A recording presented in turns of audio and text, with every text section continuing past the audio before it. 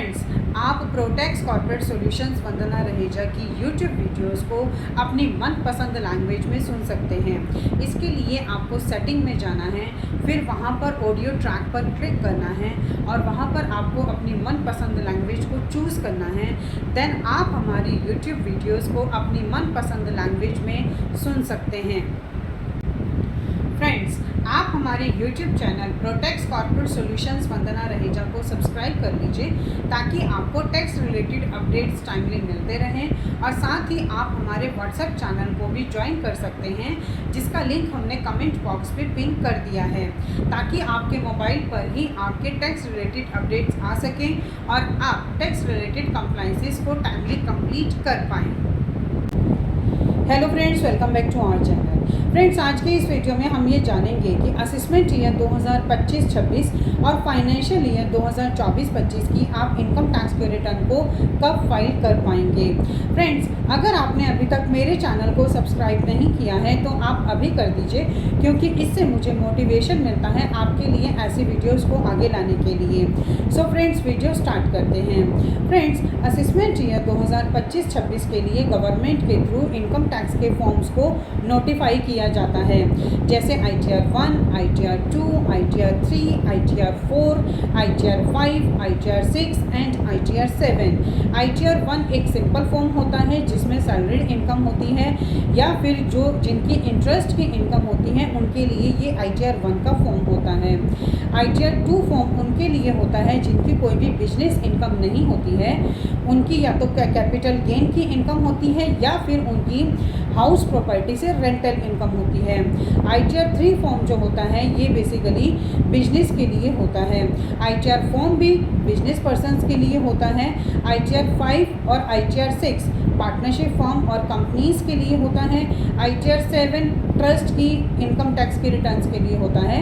जितने भी charitable trust होती हैं उनके लिए ITR 7 फॉर्म फाइल किया जाता है।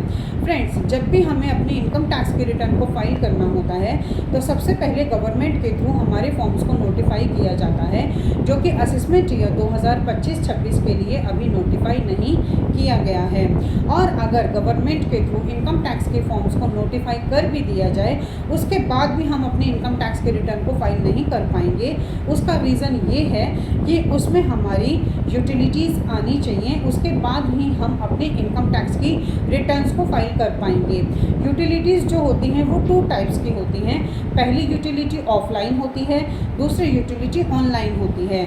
जो ऑफलाइन यूटिलिटी होती है उसमें हम अपनी ऑफलाइन रिटर्न को प्रिपेयर करते हैं, जेसन फाइल को रेडी करके उसमें इनकम टैक्स के पोर्टल पर अपलोड करते हैं। और जो ऑनलाइन यूटिलिटी होती है उसमें हम अपनी इनकम टैक्स के रिटर्न को ऑनलाइन ही प्रिपेयर करके फाइल करते हैं। तो फ्रेंड्स, अगर इनकम टैक्स डिपार्टमेंट की साइड से ITR फॉर्म्स को नोटिफाई कर भी दिया जाए, लेकिन अगर वहाँ पर यूटिलिटी अवेलेबल नहीं होगी तो भी आप अपनी इनकम टैक्स के रिटर्न को फाइल नहीं कर पाएंगे।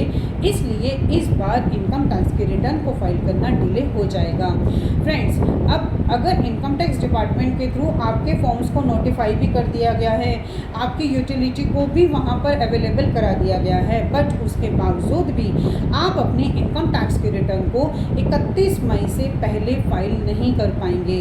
उसका रीज़न ये है कि इनकम टैक्स के पोर्टल पर आपका 26 AS यानी कि आपका TDS और TCS की इंफॉर्मेशन अपडेट होनी चाहिए और साथ ही आपकी AIS यानी कि एनुअल इंफॉर्मेशन स्टेटमेंट में आपकी सारी की सारी इंफॉर्मेशन अपडेट होनी चाहिए। एनुअल इंफॉर्मेशन स्टेटमेंट में जैसे अगर आपने कोई भी म्यूचुअल फंड्स को ख़रीदा है या बेचा है, आपने कोई भी प्रॉपर्टी को सेल किया है या परचेज़ किया है, आपकी कोई भी इनकम सैलरीड से इनकम है, आपकी कोई भी FD का इंटरेस्ट है, अगर आपका कोई भी सेविंग अकाउंट का इंटरेस्ट है, अगर आप बिजनेसमैन हैं तो आपकी GST की टर्नओवर, ये सारी इन्फॉर्मेशन हमारे AIS में अपडेट होती है।